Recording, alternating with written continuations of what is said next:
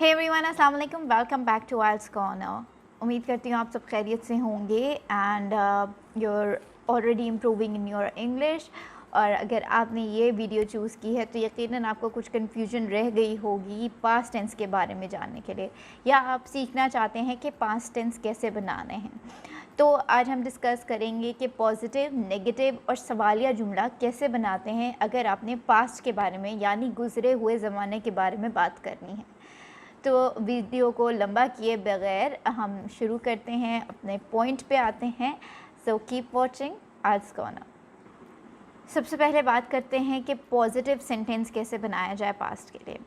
तो जब आपने पॉजिटिव जुमला बनाना है, जैसे कि मैं वहाँ गई या मैं वहाँ गया, तो उसके लिए आपने सबसे पहले सब्जेक्ट लेना है, फिर वर्ब का सेकंड फॉर्म चूज़ करना है। फॉर एग्ज़ाम्पल, आई सब्जेक्ट हो गया, वेंट आपका वर्ब हो गया, देयर वहाँ गए, आई वेंट देयर। तो हमने जो वर्ब है उसका सेकंड फॉर्म यूज़ किया और सब्जेक्ट को सबसे पहले इस्तेमाल किया। अब हम बात करते हैं कि हमने जब नेगेटिव सेंटेंस बनाना है, यानी जिसमें इनकारिया जुमला होता है, तो उसका जुमला किस तरह बनेगा, उसका फॉर्मूला क्या है। उसके लिए सबसे पहले आपने सब्जेक्ट का इस्तेमाल करना है, फिर आपने डिडंट लगाना है और उसके बाद वर्ब का फर्स्ट फॉर्म लगेगा। फॉर एग्ज़ाम्पल, मैं वहाँ नहीं गया, I didn't go there, went नहीं आएगा, गो लगेगा। तो वर्ब की जो डिफरेंस है वो याद रखना ज़रूरी है। अब देख लेते हैं कि गुज़रे हुए ज़माने के लिए ही जब आपने सवालिया जुमला बनाना है तो वो आप कैसे बनाएंगे, उसका फॉर्मूला क्या है। जब आपने इंटरोगेटिव सेंटेंस बनाना है तो उसके लिए आप, पास्ट टेंस की बात हो रही है, उसके लिए सबसे पहले आप डिड लगाएंगे, फिर आपका सब्जेक्ट लगेगा और फिर आपका वर्ब लगेगा। सो आप कहेंगे डिड, फिर सब्जेक्ट है I, go there, did I go there, क्या मैं वहाँ गया। तो आपने देख लिया कि तीनों फार्मूलाज बहुत ही सिंपल थे और अगर आप इनको प्रैक्टिस कर सकें तो आप कॉम्प्लेक्स स्ट्रक्चर्स भी बेहतरीन तरीके से बना सकते हैं और आपकी स्पोकन बहुत बेहतर हो सकती है जब आपको सेंटेंस फॉर्मेशंस, आपको टेंसेस का पता होगा, आपकी गलतियाँ कम से कम होंगी।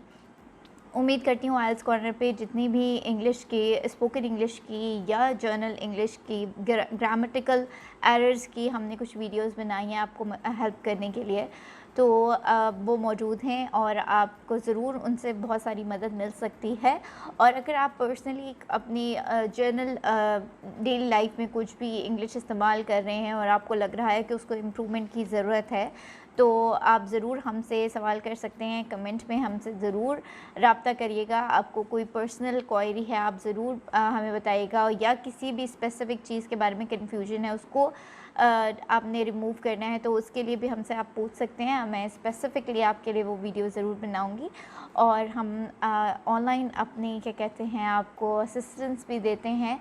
हमारी ऑनलाइन एकेडमी है, if you are interested to improve your daily spoken English, it is an skill. बहुत ज़रूरी है कि हम क्या कहते हैं आजकल के ज़माने में हमारे पास ज़्यादा से ज़्यादा स्किल्स हों, बिकॉज़ डिग्री के साथ साथ आपके पास कुछ ऐसी स्किल्स मौजूद होनी चाहिए जिनकी बेसिस पे लोग आपको एज एन एम्प्लॉय रखें, या आपके पास ख़ुद इतनी एबिलिटी होनी चाहिए कि आप जो चाहें वो कर सकें।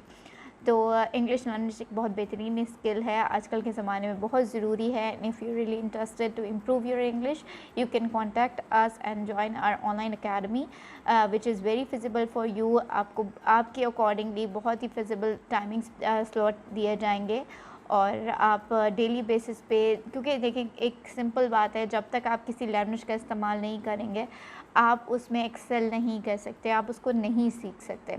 और सीखने के लिए सबसे पहले जो ज़रूरत है वो आप उस चीज़ का इस्तेमाल शुरू करें, उसमें ज़्यादा से ज़्यादा गलतियाँ करें और फिर उन गलतियों को इम्प्रूव करते जाएं, तो आपकी लैंग्वेज बहुत बेहतर तरीके से उभर के सामने आ सकती है और you can actually improve in marvelous ways.